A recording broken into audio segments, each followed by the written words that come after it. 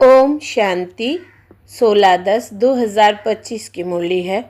मुख्य रूप से बाबा ने कहा, एकांत का अर्थ है एक की याद में इस शरीर का अंत हो, अर्थात एकांत में बैठ ऐसा अनुभव करो कि मैं आत्मा इस शरीर अर्थात चमड़ी को छोड़ बाप के पास जाती हूँ।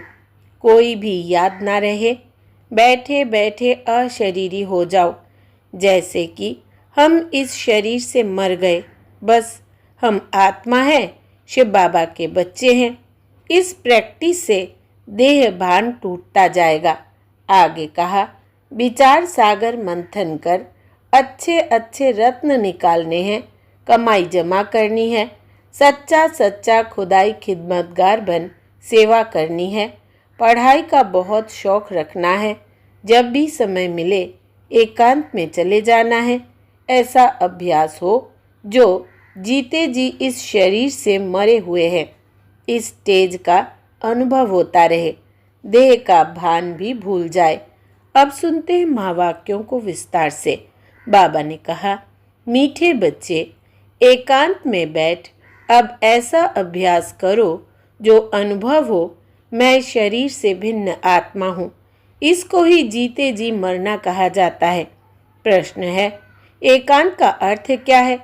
एकांत में बैठ तुमको कौन सा अनुभव करना है?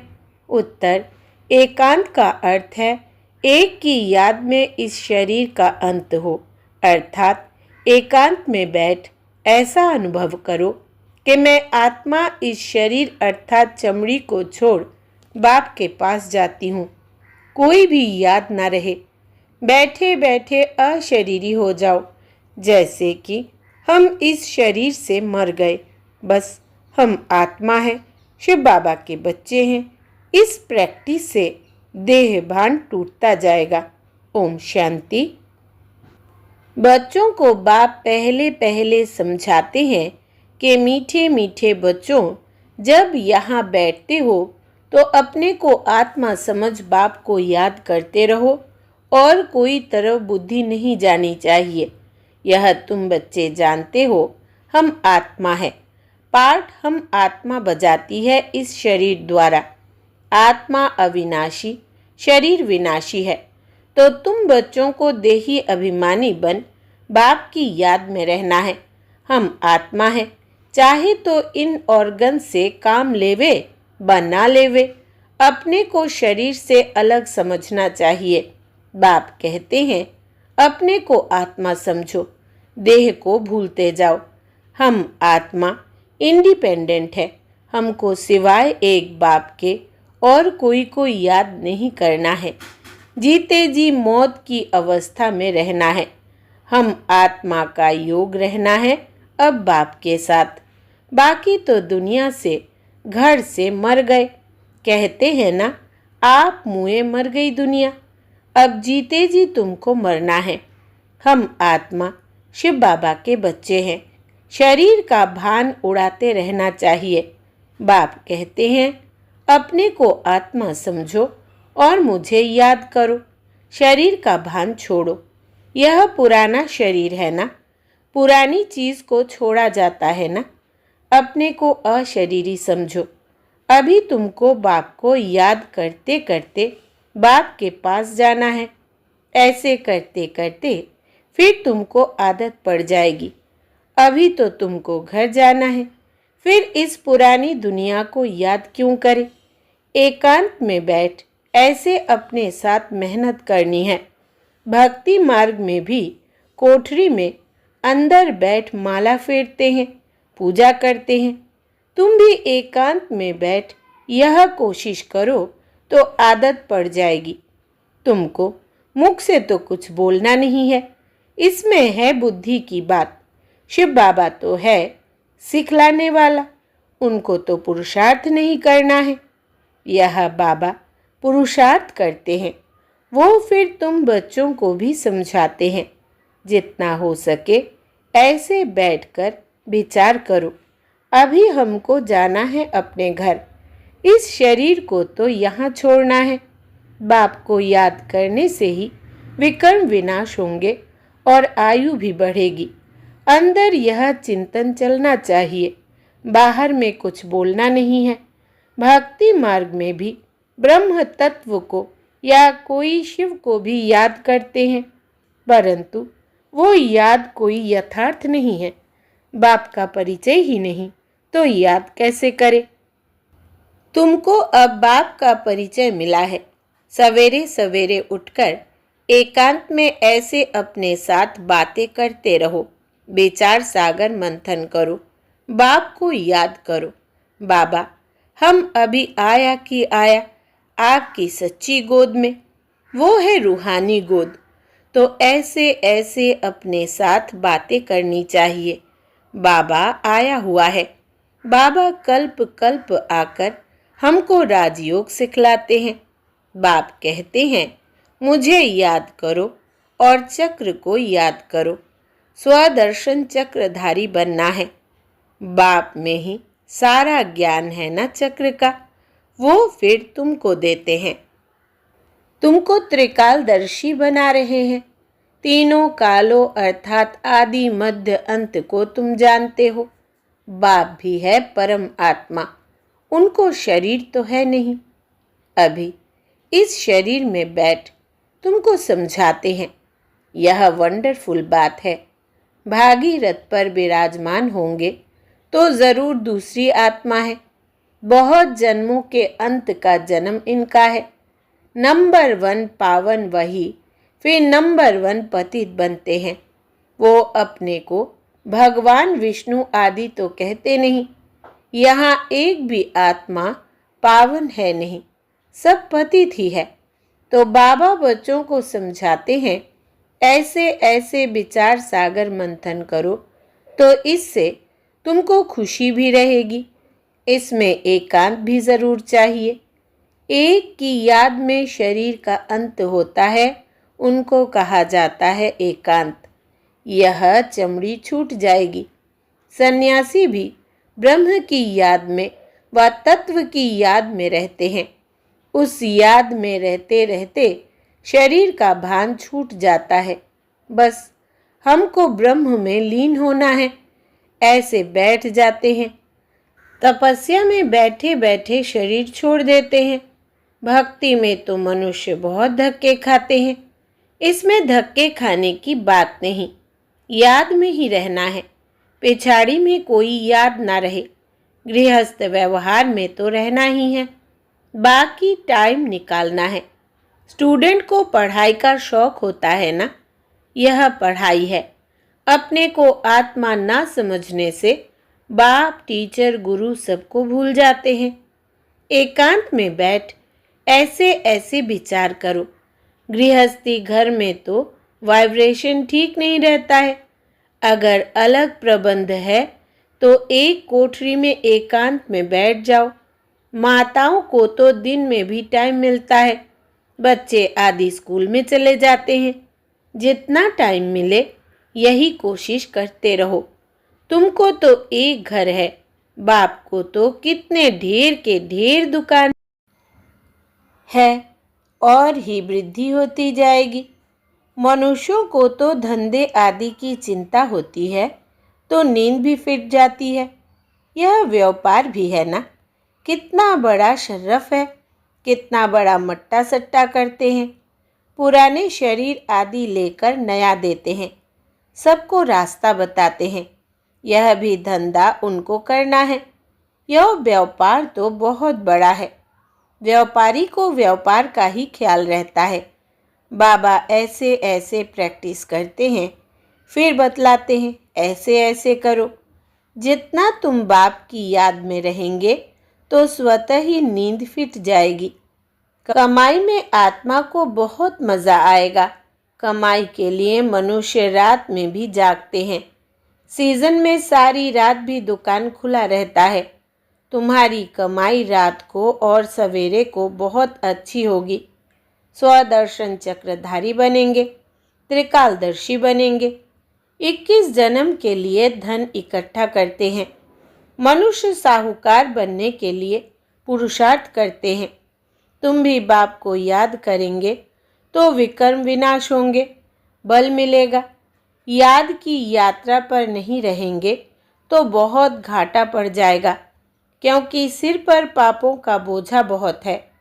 अब जमा करना है, एक को याद करना है और त्रिकालदर्शी बनना है। यह अविनाशी धन आधा कल्प के लिए इकट्ठा करना है। यह तो बहुत वैल्यूएबल है। विचार सागर मंथन कर रत्न निकालने हैं। बाबा जैसे खुद करते हैं, बच्चों को भी युक्ति बतलाते हैं। कहते हैं, बाबा माया के तूफान बहुत आते हैं। बाबा कहते हैं, जितना हो सके अपनी कमाई करनी है, यही काम आनी है। एकांत में बैठ बाप को याद करना है। फुर्सत है तो सर्विस भी मंदिरों आदि में बहुत कर सकते हो। बैच ज़रूर लगा रहे, सब समझ जाएंगे यह रूहानी मिलिट्री है। तुम लिखते भी हो, हम स्वर्ग की स्थापना कर रहे हैं। आदि सनातन देवी देवता धर्म था, अब नहीं है, जो फिर स्थापन करते हैं। यह लक्ष्मी नारायण एम ऑब्जेक्ट है ना। कोई समय यह ट्रांसलाइट का चित्र बैटरी सहित उठाकर परिक्रमा देंगे और सबको कहेंगे, यह राज्य हम स्थापन कर रहे हैं। यह चित्र सबसे फर्स्ट क्लास है। यह चित्र बहुत नामी ग्रामी हो जाएगा। लक्ष्मी नारायण सिर्फ एक तो नहीं थे, उन्हों की राजधानी थी ना। यह स्वराज्य स्थापन कर रहे हैं। अब बाप कहते हैं, मन मना भव, बाप को याद करो तो विकर्म विनाश होंगे। कहते हैं, हम गीता का सप्ताह मनाएंगे। यह सब प्लान कल्प पहले मुआफिक बन रहे हैं।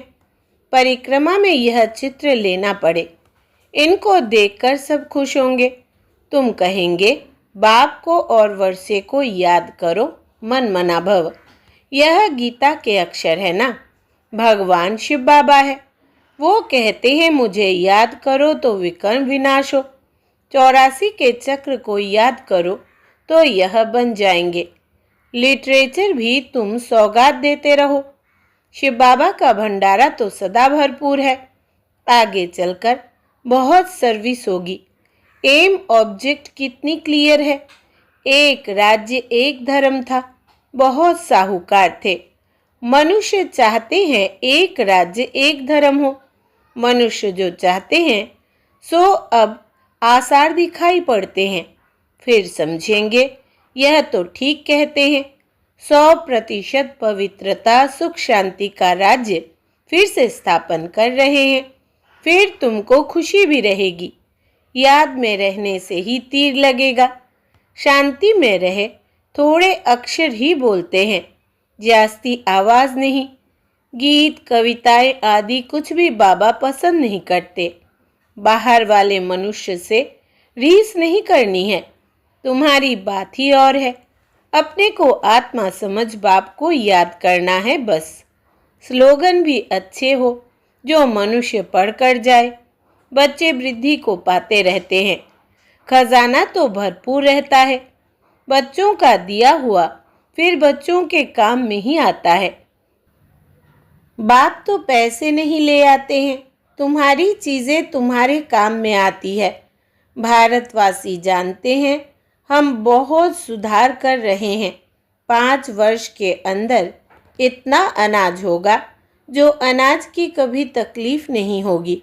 और तुम जानते हो ऐसी हालत होगी जो अन्न खाने के लिए नहीं मिलेगा। ऐसे नहीं, अनाज कोई सस्ता होगा। तुम बच्चे जानते हो हम 21 जन्मों के लिए अपना राज्य भाग्य पा रहे हैं। यह थोड़ी बहुत तकलीफ तो सहन करनी ही है। कहा जाता है खुशी जैसी खुराक नहीं। अतीन्द्रिय सुख गोप गोपियों का गाया हुआ है। ढेर बच्चे हो जाएंगे। जो भी सैंपलिंग वाले होंगे वो आते जाएंगे। झाड़ यहाँ ही बढ़ना है ना। स्थापना हो रही है। और धर्मों में ऐसा नहीं होता है, वो तो ज़रूर से आते हैं। यह तो जैसे कि झाड़ स्थापन हुआ ही पड़ा है। इसमें फिर नंबरवार आते जाएंगे, वृद्धि को पाते जाएंगे। तकलीफ कुछ नहीं। उन्हों को तो ऊपर से आकर पाठ बजाना ही है। इसमें महिमा की क्या बात है? धर्म स्थापक के पिछाड़ी आते रहते हैं। वो शिक्षा क्या देंगे सद्गति की? कुछ भी नहीं। यहाँ तो बाप भविष्य देवी देवता धर्म की स्थापना कर रहे हैं। संगम युग पर नया सैंपलिंग लगाते हैं ना। पहले पौधा को गमले में लगाकर फिर नीचे लगा देते हैं, वृद्धि होती जाती है। तुम भी अब पौधा लगा रहे हो, फिर सतयुग में वृद्धि को पाए राज्य भाग्य पाएंगे। तुम नई दुनिया की स्थापना कर रहे हो। मनुष्य समझते हैं अर्जुन कलयुग में बहुत वर्ष पड़े हैं, क्योंकि शास्त्रों में लाखों वर्ष लिख दिए हैं। समझते हैं कलयुग में अभी 40,000 वर्ष पड़े हैं, फिर बाप आकर नई दुनिया बनाएंगे। कई समझते हैं यह वही महाभारत लड़ाई है, गीता का भगवान भी जरूर होगा। तुम बतलाते हो श्री कृष्ण तो था नहीं। बाप ने समझाया है श्री कृष्ण तो 84 जन्म लेते हैं, एक फीचर्स न मिले दूसरे से, तो यहाँ फिर श्री कृष्ण कैसे आएंगे? कोई भी इन बातों पर विचार नहीं करते हैं। तुम समझते हो श्री कृष्ण स्वर्ग का प्रिंस, वो फिर द्वापर में कहाँ से आएगा? इस लक्ष्मी नारायण के चित्र को देखने से ही समझ में आ जाता है। शिव बाबा यह वर्षा दे रहे हैं। सतयुग की स्थापना करने वाला बाप ही है। यह गोला झाड़ आदि के चित्र कम थोड़े ही है। एक दिन तुम्हारे पास यह सब चित्र ट्रांसलाइट के बन जाएंगे। फिर सब कहेंगे हमको ऐसे चित्र ही चाहिए। इन चित्रों से फिर विहंग मार्ग की सर्विस हो जाएगी। तुम्हारे पास बच्चे इतने आएंगे जो फुर्सत नहीं रहेगी। ढेर आएंगे, बहुत खुशी होगी। दिन प्रतिदिन तुम्हारा फोर्स बढ़ता जाएगा। ड्रामा अनुसार जो फूल बनने वाले होंगे उनको टच होगा। तुम बच्चों को ऐसे नहीं कहना पड़ेगा कि बाबा इनकी बुद्धि को टच करो। टच कोई बाबा थोड़ी करते हैं, समय पर आप ही टच होगा। बाप तो रास्ता बताएंगे ना। बहुत बच्चियां लिखती है हमारे पति की बुद्धि को टच करो। ऐसे सबकी बुद्धि को टच करेंगे फिर तो सब स्वर्ग में इकट्ठे हो जाएंगे। पढ़ाई की ही मेहनत है। तुम खुदाई खिदमतगार हो ना।